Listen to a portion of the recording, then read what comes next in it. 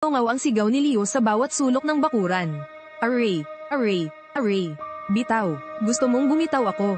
Pwede, humingi ka ng tawad sa akin. Kiyu, mali ako. Inabig ko ang kamay ni Leo. Inayos ko ang sarili kong damit. Abay, sumusobra na talaga. Nagbebenta ka sa mga kababayan natin ng sirang baboy. Sip-sip ka sa mayayaman. Wala ka na bang konsensya?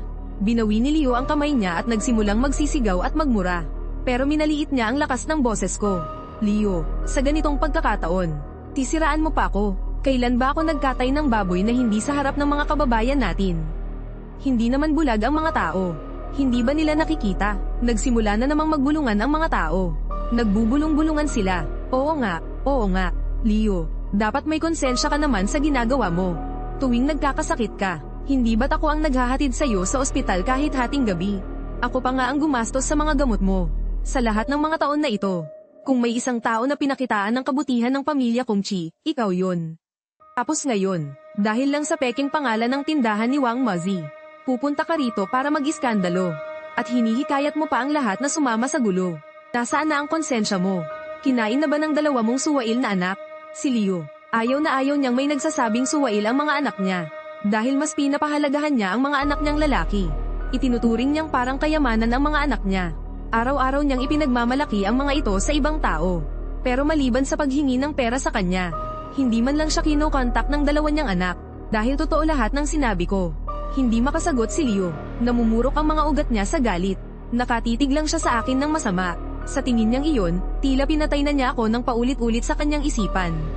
Kung gusto ninyong bumili ng karne, hanapin ninyo si Leo. Siya raw ang makakahanap para sa inyo ng murang karne na maganda ang kalidad. 7 piso lang daw 1 kilo. Talagang mas mura kaysa sa amin. Dumidilim na rin. Umuwi na muna kayong lahat. Pagkasabi ko niyan, pinaalis ko na silang lahat. Pagkaalis nila, agad akong tumawag sa planta ng karne. Hello, Manager Son. Mayroon pa akong 300 baboy dito. Pwede ko nang ibenta lahat sa inyo. Kunin nyo na agad ngayon. Ang plano ko talaga ay palakihin pa sila ng kaunti bago ibenta. Pero natakot ako sa gulong nangyari kanina. Baka kung ano pang mangyari habang tumatagal. At tama nga ang hinala ko, pagdating ng 11:00 ng gabi. May narinig akong mga kaluskos sa labas. Kinaumagahan, narinig ko na ang malakas na pag-iyak at pagsigaw ni Aling Leo. Ang ilang manok na alaga ni Aling Leo. Natagpo ang patay sa tabi ng labangan ng pagkain ng baboy ko. Nakaupo si Aling Leo sa tabi ng labangan. Yakap-yakap ang mga patay niyang manok habang humahagulgol. Samantala, wala nang kahit isang baboy sa kulungan ko. Habang umiiyak si Aling Leo, walang tigil niya akong sinusumpa. Kiyu, walang hiya ka. Nilason mo ang mga manok ko. 11 manok yon. Bakit ka ganyan kasama? Magkakapit bahay lang tayo. Tapos nagawa mong lasunin ang mga manok ko. Halika kayo, mga kapitbahay, tingnan nyo to. Nilason ni Kiyu ang 11 manok ko. Kayo na ang humusga. Hindi ako nagpaliwanag. Diretso kong kinuha ang cellphone ko at tumawag ng pulis. Wala pang kalahating oras, dumating na ang mga pulis. Nang makita niya ang mga pulis, lalo pang lumakas ang pag-iyak ni Aling Leo.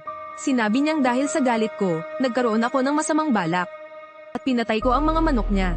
Mamang pulis, kailangan niyo po talagang imbestigahan to ng maigi. Dahil lang hindi siya kumita sa presyo ng mga baboy. Pinatay niya ngayon ang mga manok ko.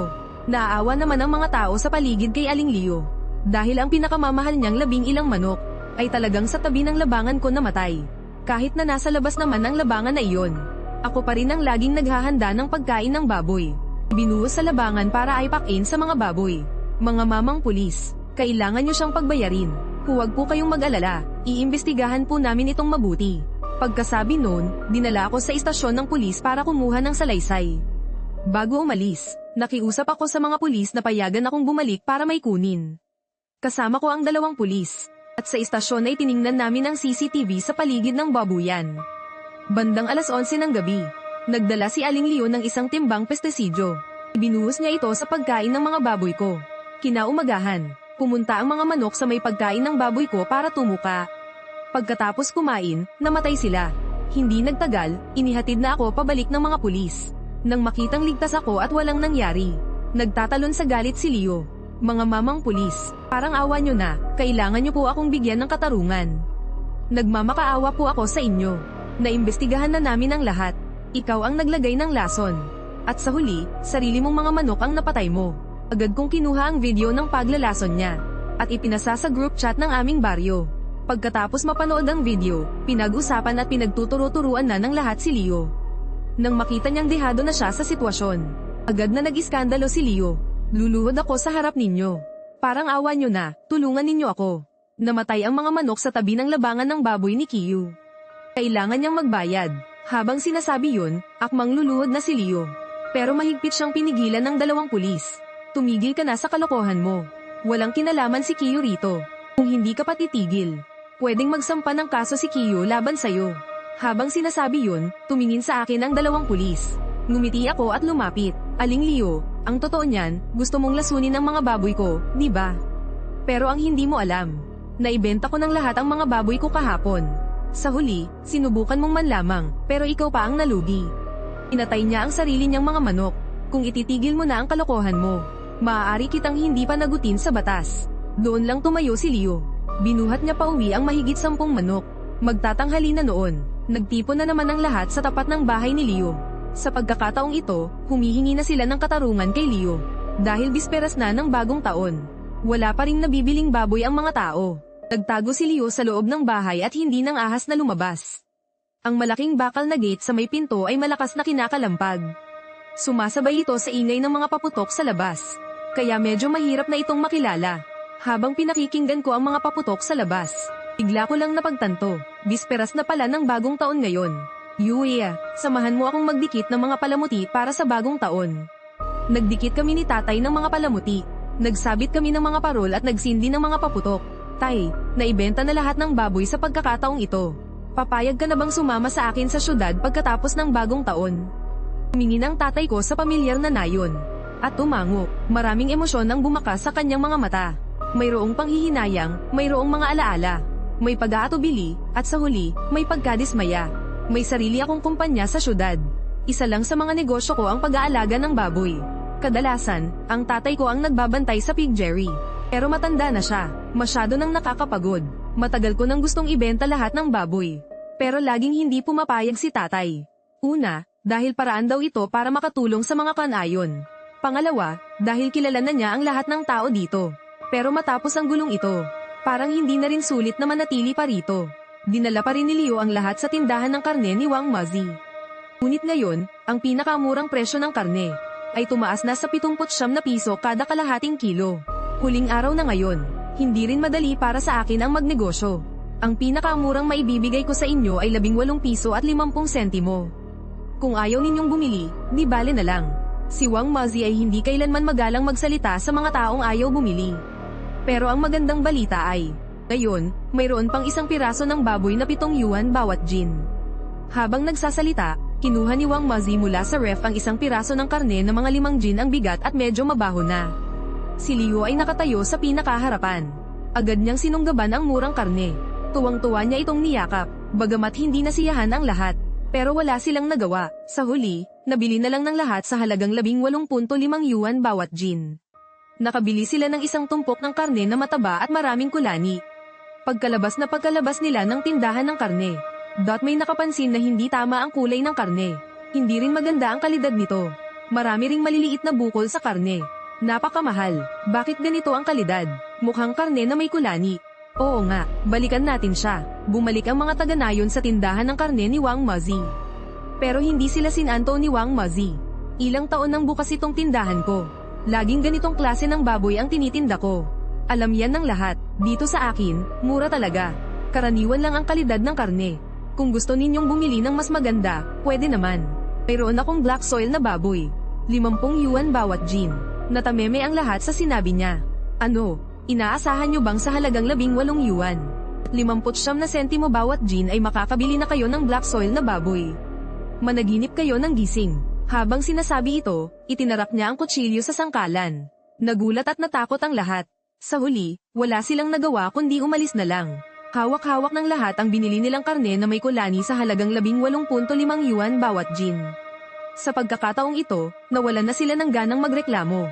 Kalaunan, pumunta si Tia Lee sa bahay namin dala ang buton ng pakwan at candy para makipagkwentuhan. Nagpaparinig siya na gusto niyang makakuha ng 1 piraso ng black soil na baboy. Sabi niya, babayaran naman daw niya. Huwag ka nang umasa. Kung dati lang, 5 kilo. Kahit 10 kilo pa, ibibigay ko sa'yo. Pero ngayong gumagawa ka ng gulo kasama si Leo. Nanlamig na ang puso ko. Hindi na ako maglalakas loob na magbenta sa inyo. Baka maging kaaway ko pa kayo dahil sa pagbebenta. Sa huli, umalis si Tita Lee na nakasimangot. Bago umalis, kinuha pa niya ang buto ng pakwan at candy niya. Dati, tinulungan ng tatay ko ang pamilya niya ng husto. Pero noong ako na ang sinisiraan, siya pa ang pinakamatindi sa pagsusulsul sa tabi. 8:00 ng gabi, nakapalibot kami ng pamilya ko sa isang mesa. Kumakain kami ng aming gawang bahay na black pork dumplings at isang lamesang puno ng manok, pato, isda, at baboy. Habang nanonood ng Spring Festival Gala, sa pag-iisip na sa susunod na taon ay palagi nang magkakasama ang aming pamilya.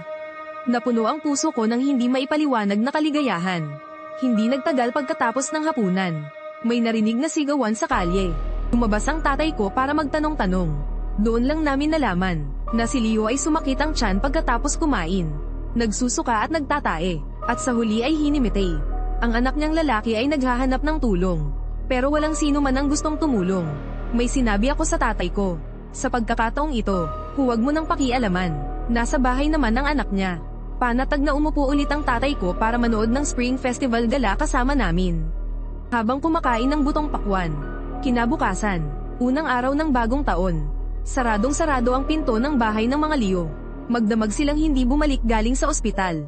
Kalaunan, kumalat ang chismis mula sa mga kapitbahay na si Leo daw ay na food poison. Pagkatapos ng Spring Festival, sa ika-8 araw, nag-iimpake ako sa bahay. Naghahanda para bumalik sa syudad kasama ang aking mga magulang makalipas ang 2 araw. Tinawag ako ng lahat para pumunta sa maliit na plaza ng Nayon para makipagkwentuhan. Kaya nagdala ako ng ginawa kong maalat na pork jerky. Habang kinakain ang baboy na dati nilang tinanggihan, lahat ay walang tigil sa pagpuri. Ang sarap talaga ng baboy ng pamilya ni Chiyu. Sa kanila ang pinakamasarap na baboy na natikman ko. Oo nga, no. Kasi yung sa pamilya ni Chiyu, tunay na black pig yun. Habang nag-uusap sila, nagsimula na namang magreklamo yung mga tao. Yung baboy na binili sa tindahan ng karne ni Wang Mazi. Masyadong malansa. Tapos yung karne, puro kulani. Nakakadiri kainin. Pagkatapos kong kainin yung karneng yun, sumakit ang tiyan ko. Ako rin. Kasalanan lahat ni Tia Leo. Okay na sana ang lahat. Pinilit pa tayong lahat na gumawa ng gulo. Habang abala ang lahat sa pagrereklamo tungkol kay Tia Leo, bigla nilang napansin na nandoon din pala ako. Medyo nahiya sila at pilit na ngumiti. Dali-dali nila akong binigyan ng buto ng kalabasa at candy. Chiyu, heto, kumain ka muna ng buto ng kalabasa at candy. Bahagya akong ngumiti. Tinanggap ko ang buto ng kalabasa. Kumakain ako habang nakikinig sa chismisan nila. Nalasan daw si Tia Leo. Bakit daw walang nangyari sa anak niyang lalaki?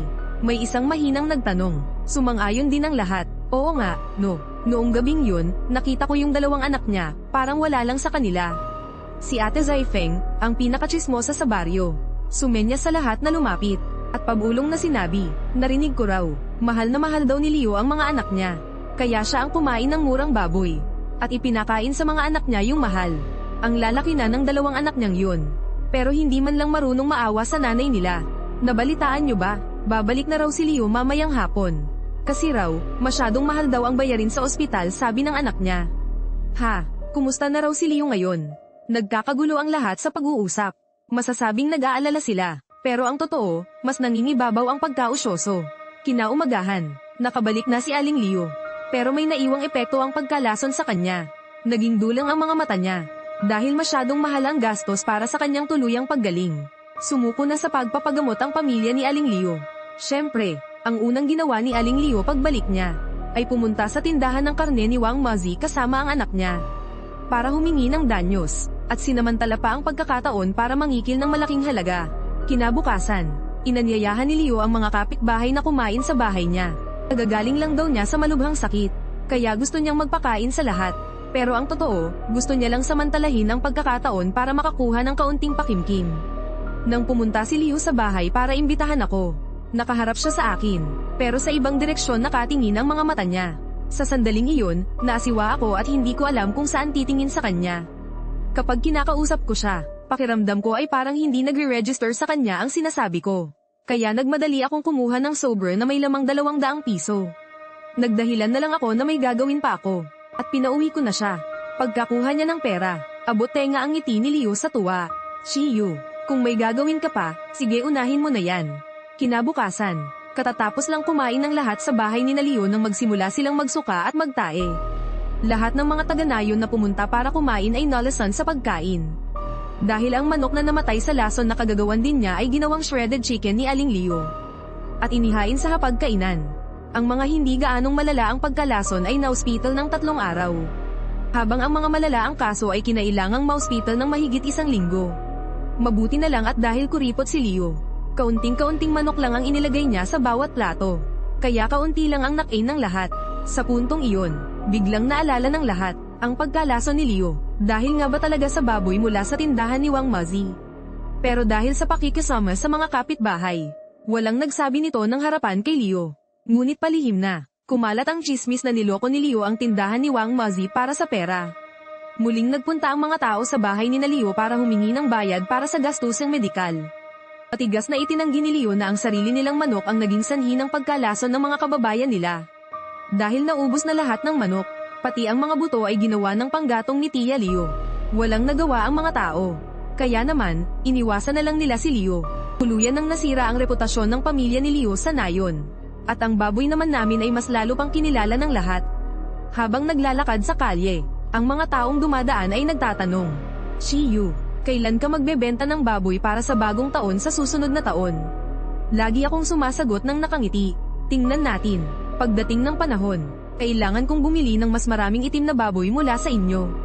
Walang nakakaalam na hinding-hindi na ako magbebenta ng itim na baboy sa mga kababayan dito. Dahil nanlamig na ang puso ng mga tao. At kapag nanlamig na, hindi mo na ito mapapainit pang muli. Noong 10 araw ng bagong taon, naghahanda na kami ni na mama at papa na bumalik sa syudad. Maraming baboy sa bahay na hindi namin madadala. Kaya ipinamigay namin ito sa bawat bahay ng mga kababayan na hindi ng gulo. Lahat sila ay lubos na nagpapasalamat sa akin. Sabi nila, matapos kainin ng kanilang mga kamag-anak at kaibigan ng aming itim na baboy, puro papuri ang kanilang natanggap. Sabi pa nila, ang ganito kasarap na itim na baboy sa syudad ay aabutin ng mahigit 50 piso bawat kalahating kilo kung mabibili. Gusto pa rin daw nilang bumili ng aming baboy para sa bagong taon sa hinaharap. Umiti na lang ako ng alanganin. Hindi na kami mag-aalaga ng itim na baboy sa hinaharap, at hindi na rin kami magbebenta ng baboy para sa bagong taon. Kumalat ng husto sa buong nayon ng gulo na ginawa ni Leo. Alam ng lahat, "Shiyu, mabuti kang bata." Sa loob ng maraming taon, inabot ko ang hawak kong baboy kay Zhang. Nagkumustahan kami sandali at umalis na rin. Tahimik kaming umalis ni na mama at papa sa bayang tinirhan namin sa loob ng ilang dekada. Dati, naisip ko, pag yumaman ako, mag-aalaga ako ng mga baboy. Para makapagbigay ng ilang trabaho. Pagsapit ng bagong taon, makakakain ang lahat ng masarap na karne. Maituturing na ring pagtulong sa pag-unlad ng aming bayan. Pero ang mga taong ito, dahil lang sa panunulsol ng iba, handa silang sumama para guluhin ako sa sarili kong bahay.